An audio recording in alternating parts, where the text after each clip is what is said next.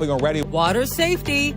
Tips to stay safe as millions head to lakes and oceans over the holiday weekend. Boat safe and have fun. Hidden danger. The flesh-eating bacteria found in seaweed washing up on Florida's beaches. The dried seaweed is even more of a risk, especially to animals. Trails closed. How the record winter is delaying summer fun. The road has washed out where the runoff is coming over the road and is just eroded away. And the dolphin who put on a free show along one busy beach. From our nation's capital, this is the National Weather Desk. Good morning and welcome to the National Weather Desk. I'm Angela Brown. Hurricane season starts next week, and with the end of La Nina, the 2023 season could look different from recent years. NOAA just released its forecast for the upcoming season, and meteorologist Michael Enrenberg has the details. 6 days remaining until the start of the Atlantic hurricane season later next week. NOAA put out its forecast for what they expect this season, calling for 12 to 17 named storms, 5 to 9 hurricanes, and 1 to 4 major hurricanes, kind of right around the 30-year average, and near Colorado State's forecast put out early back in April. Some of the factors that went into the forecast, these two, above normal West African monsoon and warmer than normal ocean temperatures, can actually enhance a hurricane season, but it's thought that this development of the El Nino in the eastern Pacific will be a factor that would mitigate or reduce or overpower those effects. We're already seeing some evidence of the El Nino developing already with much above average Pacific Ocean temperatures, especially off the west coast of South America. Warmer sea surface temperatures in the Pacific causes a lot of rising air and a lot of activity in that area, and that can cause wind shear downstream across parts of the Atlantic basin, in particular the Caribbean and Southwest Atlantic, with sinking air. Hurricanes normally kind of vent out the top. If it's unimpeded, a hurricane can strengthen. If you get that wind shear blowing over it, the twisting and turning of winds with height, that can cut off the circulation, weakening hurricanes or preventing some storms from developing. That definitely is a good thing. And currently, Hurricane Center watching in this area, which will probably not develop off the Carolina coast or the Georgia coast, 10% development chance. Its frontal nature will cause widespread heavy rain and winds for the Carolinas and Georgia coast over the Memorial Day weekend. And a low-grade tornado blew through a South Miami neighborhood early Thursday afternoon. The National Weather Service describes it as a short-lived EF0 tornado that snapped and uprooted trees along its path and even knocked a tractor trailer on its side. According to radar tracking it started sometime around 1:20 p.m. and lasted roughly around 2 minutes. There was flash flooding overnight in eastern New Mexico. 6 to 8 inches of rain fell in just 12 hours. To put all of that in perspective, the region only averages 17 inches of rain a year. Cars are driving through several inches of water, as you can see there. That can be dangerous since only 6 inches of water can cause cars to stall. The same system also dumped 2 inches of hail in one community. Look at that, some close to the size of baseball. And Thursday marked 15 years since a powerful tornado leveled a town in Iowa. On May 25, 2008, an EF5 tornado roared through the town of Parkersburg with wind speeds of 205 miles per hour. Its path of destruction, nearly 43 miles long, leaving behind shredded homes, cars, and other buildings. The storm also caused extensive damage near the town of New Hartford. Sadly, 9 people were killed and at least 75 people were injured. The twister also caused millions of dollars in damages. I remember the destruction just looking atomic. Just a complete leveling of parts of town, and just destruction that I don't think a human being can rationally wrap their head around. We knew this was the day we were born for. Are we going to respond? Are we going to use our training and resources? Or are we going to fail? And that tornado is the last EF5 that's touched down in the state of Iowa. The Memorial Day weekend is here, and that means a lot of you are going to get out of the water. Maine reporter John Maffey has a look at what you need to do to stay safe if you decide to do some boating this holiday weekend. Captain Derek C. Hagan knows his way around a boat after serving more than 20 years in the Coast Guard. Now he's a trainer for Freedom Boat Club and the Maine Boating Academy. It is Memorial Day weekend. Drinks will be had by a lot of adults. We need to talk about sober skippers. Absolutely. You got to have the captain's always got to be not the one drinking, right? So always designate someone. Make sure you have a plan. C. Hagan also says to follow all no-wake zone signs and pay attention to the forecast. Cito Maine says to use your tools to your advantage. Talk a little bit about how to avoid some things that you see a lot. A lot of avoiding trouble that we find is good preparation, checking the tide cycle. The tide you leave the dock in the morning very high, when you come back could be very, very low. I feel like bilge pumps are one of those things that are one of the most important safety features on a boat. You really want to make sure that it's properly sized. You really want to make sure that it's operating. Freedom Boat Club likes to say, boat safe and have fun. It's breathtaking. I mean, the islands, everything that's in front of you. We live in a beautiful spot, and we should take advantage of it. California's Shasta Lake is gearing up for crowds this holiday weekend, especially with more water in the lake in years. And folks who operate businesses on the lake are very excited. Mason Carroll is there with more. For the first time in 4 years, Lake Shasta is full, which is expected to create a busy but fun weekend out here on the lake for Memorial Day weekend. I'm going to be the captain for this brief cruise across the McLeod arm of Shasta Lake. Matt Doyle is the general manager of Lake Shasta Caverns, and he says thanks to the brimming lake, they're expecting more than 3,200 visitors to their site alone over the holiday weekend. It's hard to rent a houseboat this weekend, but there's so many other opportunities from swimming, camping, all that. It's going to be a great, amazing weekend. And the visitors of the lake aren't just from NorCal. I've spoken with people from the Bay Area, Southern California, and even as far as China, who came out to visit the beauty of the lake. It's amazing for the economy. And we haven't seen it once again, in 4 years. So this is kind of a bolster on the economy, the local economy, as well as just people getting Waters, the color is bluer. Boat ramps have been moved back, and overall morale of the workers on the lake have increased. Hello, welcome aboard. Remember, there was one point this winter where we were having the massive storms where boats were getting loose, things like this. But the biggest thing was walking around the marinas, everybody was smiling. It was the first time in 4 years that they're not working in the dust or the mud. It's coming up to the lake, and now we have this absolutely beautiful lake. So it is tremendous. The beaches of Florida are covered with Sargassum seaweed, and even more is expected to wash ashore this summer. But now officials are warning the seaweed could contain a flesh-eating bacteria that poses a threat to both marine life and also to people. Amber Robb is in West Palm Beach with more. More sargassum seaweed is set to wash ashore South Florida beaches this June. This seaweed contains a bacteria called Vibrio. According to one of the researchers involved in an FAU study, Tracy Mincer says this bacteria is sticking to sargassum and plastic debris. What we found are genes that are exquisite to adaptation and living on sargassum and also eating sargassum. The bacteria can cause life-threatening foodborne illnesses from seafood consumption and disease and death from open wound infections. They're vegetarians and carnivores, right? So they're omnivorous bacteria because they can also live in the intestine of certain fish and other things. Mincer says they wanted to raise awareness, especially since a separate study by researchers at USF says more sargassum will be washing ashore Florida beaches come June. Just get prepared. There will be incoming seaweeds to Florida Keys, to east coast of Florida, to some variable amount this summer. Mincer saying the dried seaweed is even more of a risk,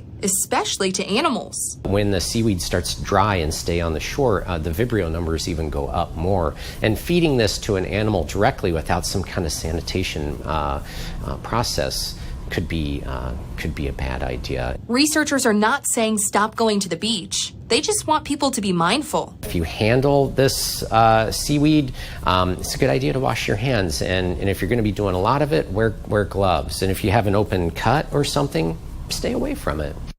Quite the show yesterday near Pensacola, Florida. A dolphin swims right up to the beach, splashing as it does a quick turnaround. Then it joins up with a calf and swims away. The viewer who sent the video to meteorologist James Spann called it an unexpected scene. And coming up on the National Weather Desk, we'll find out how you can use crickets to determine the temperature. And we'll debunk some common myths about mosquitoes.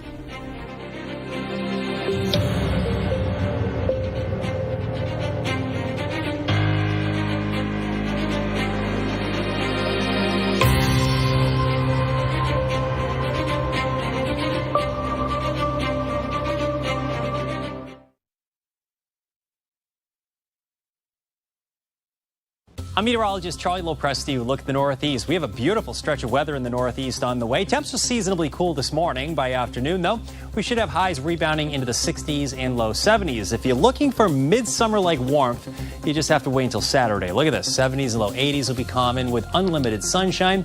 There'll be a feeble sea breeze that gets going at the beaches.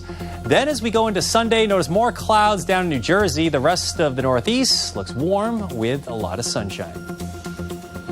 I'm meteorologist Jonathan Myers, and here's a look at the Mid-Atlantic region. Starting off refreshing on our Friday. Up and down the 95 corridor, though, as we head into the afternoon. Nice temperatures in the low to mid-70s. A lot of locales and some dry skies for Getaway Friday before a big Memorial Day holiday weekend. Sunshine, very nice weather. Fair weather, high pressure, our main weather maker. But notice some of the rain down to the south. That could threaten us as we head into portions of the weekend. That's the scene here. I'm meteorologist Vetus Reed. Here's a look at your Southeast forecast highs. It looks like for today we'll see a high of 81 degrees in Nashville, 82 Birmingham, 84 Pensacola. Slightly cooler from Raleigh down towards Charleston in the upper 60s, low 70s. A little more cloud cover along the coastal regions there in the Carolinas. Nice and hot across parts of Florida in the mid 80s to upper 80s. We do have a coastal low that's going to continue to kind of batter the coast. It looks like going into the weekend, some clouds and rainy conditions, but in parts of Florida, some afternoon thunderstorms.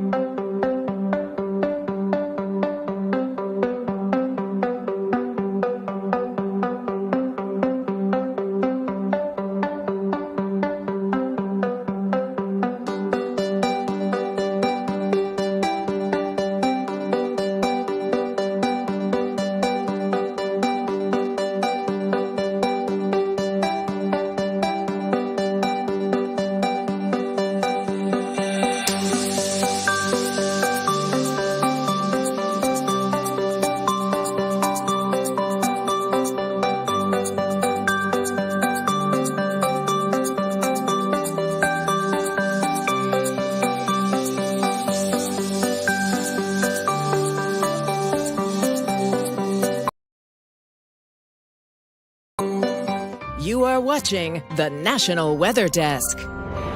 In Utah, hikers are anxious to get into the mountains as the weather warms, but the impact of snowmelt still lingers. Emma Riley takes a look at how washed out roads are forcing officials to keep the gates closed at some of the most popular canyon destinations. So if people are wondering why we can't get up the canyons when we normally can, these kinds of things are the reasons why. And this is all over the state that this kind of stuff is happening. Nebo Loop Road has been washed out, preventing drivers and hikers from getting across and up the canyon. The road has washed out where the runoff is coming over the road and it's just eroded away on the downhill side of the bank, and then it's undercutting underneath the asphalt road. Usually the gates are open by this time in the season, but the locked gates haven't stopped some people from driving through anyway. And this is exactly what the Utah County Sheriff's Office is urging people not to do. When they came around this far edge of the road, if you come over to the opposite side, you can look under, and because of the water that's coming in there, the road base itself has been undercut by maybe 10 or 15 feet. It's not safe to walk across, but some are still taking the risk. I understand the urge to get out in the outdoors and come up in the canyon. We've been cooped up all winter and they want to get out, but you have to be reasonable. You have to abide by the laws. And you probably know that thunderstorms are common in the spring and also summer months. But did you know that there are 3 distinct things that need to happen for a thunderstorm to form? Meteorologist Mike Susko explains. Let's start things off with some moisture at the surface. That's what you're seeing in the green here. It's a hot, humid summer day in northeast and central Pennsylvania. We're heating up that ground, which in turn heats up the air right near that surface, and that air will begin to rise. As it rises, it cools and condenses, forming a cloud, and this process continues until you see towering cumulus clouds, which is the first stage of the thunderstorm life cycle. The towering cumulus stage, also called the developing stage of the thunderstorm life cycle. We have an updraft, which is air that is going into the thunderstorm thunderstorm. It's helping to fuel it with that warm and humid air from the surface going into the storm to help form those clouds. Eventually, what's going to happen is those clouds are going to get so heavy that they begin to precipitate out. We see this in two ways. We see this in the form of precipitation, so it could be rain or even hail if it ends up developing in the thunderstorm. We also see this in the form of cold, dense air coming down to the surface and rushing out. This is why it gets very windy right before a thunderstorm comes over your area. But in the beginning, what happens is you have an updraft, that's the yellow arrow. You also have a downdraft at the same time, that's the blue arrow. We call this part the mature cumulus stage, and that is the strongest part of the thunderstorm life cycle. If you're going to see severe weather, this is the part where you need to watch out for. This is what meteorologists are looking for. Eventually, we get to the dissipating stage, so we get rid of the updraft completely. We have just a downdraft, so we cut off the fuel to the thunderstorm. It has no more fuel to work with, and it eventually begins to dissipate because it's going to rain itself out. And with thunderstorms, there is the risk of a lightning strike. In some places, lightning is one of the top weather-related causes of death. But do you know what activity most people are doing when they are struck by lightning? Salt Lake City meteorologist Lindsay Storrs recently posted about it on Instagram. As you're out and about this weekend celebrating the unofficial start to summer, you may run into a thunderstorm or two. Did you know that lightning is one of the top weather-related killers here in the state of Utah? So it's important when you see lightning or hear thunder, you take cover until the storm has passed.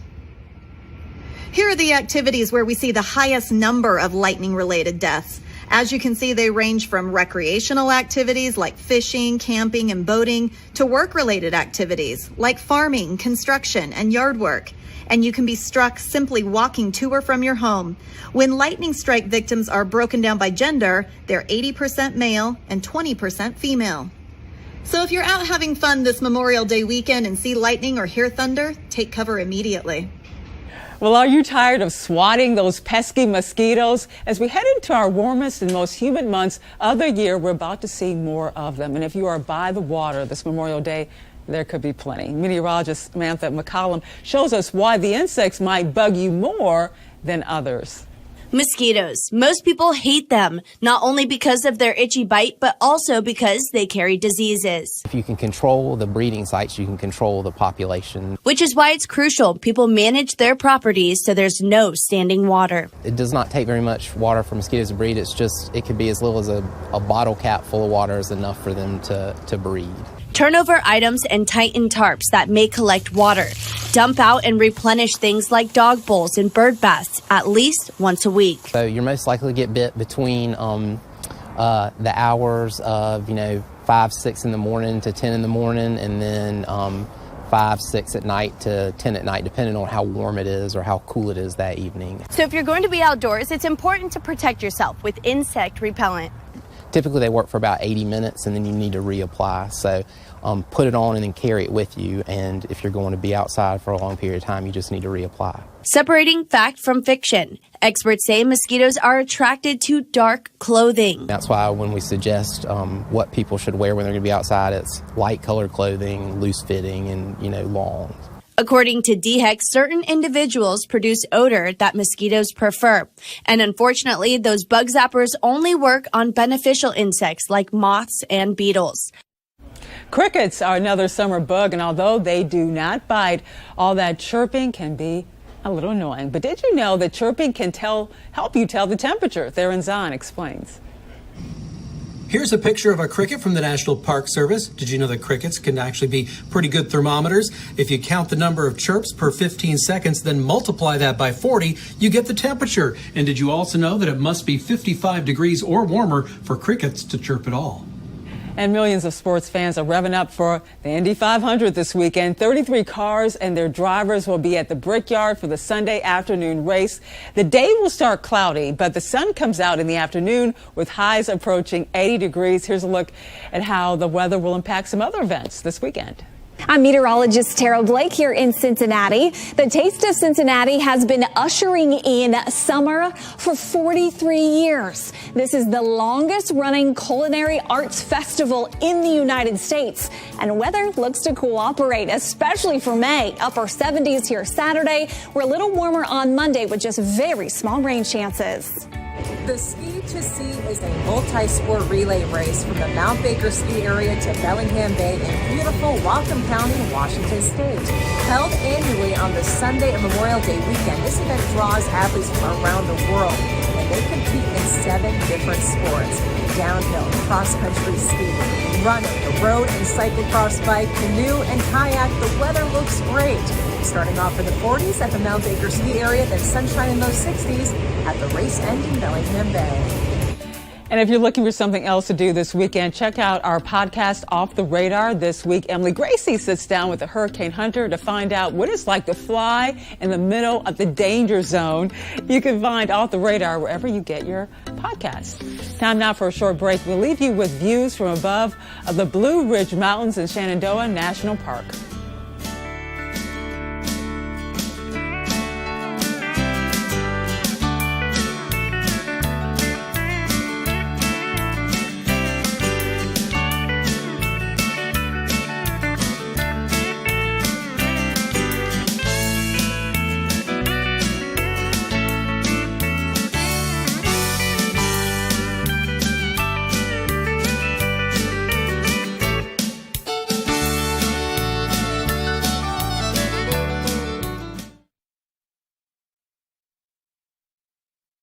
Good Friday morning, everyone. I'm meteorologist Andrew Buck-Michael taking a look at your weather story across the Midwest. Tons of sunshine across most of the Midwest. We do have some rain starting to move its way in from the west. Also, the winds will start to pick up as well. Now, as we get into the day tomorrow, most of us staying dry, still seeing some rain out to the far west, and also a little rain starting to sneak its way in towards the far southeast from the Carolinas. Your Sunday, most of us still staying dry. Temperatures running warm. Good Friday morning to you. I'm meteorologist Chris Suchan. Look at our forecast today across the region, and we'll see partly sunny skies, highs 70s and 80s, which is really not that bad getting into Memorial Day weekend. On the lookout, West Texas and New Mexico for some heavy late-day storms and a severe weather risk. Saturday, beautiful in the morning. Again, late day, keeping an eye out on West Texas for the risk for some scattered heavy storms. The rest of the region, Saturday, enjoying a mix of clouds and sunshine at highs 70s and 80s. Well, hi there, everybody, and happy Friday morning. I'm meteorologist Shannon O'Donnell, wrapping up the work and school week today with warmth back out west, especially in the PNW, where we're hitting the low 80s around the Emerald City and mid 80s around the Rose City of Portland, Oregon. Chance for showers and thunderstorms to disrupt the afternoon plans, perhaps around Yellowstone. These storms pushing all the way towards Salt Lake City, Denver, and Albuquerque late today. And that's the scene from here.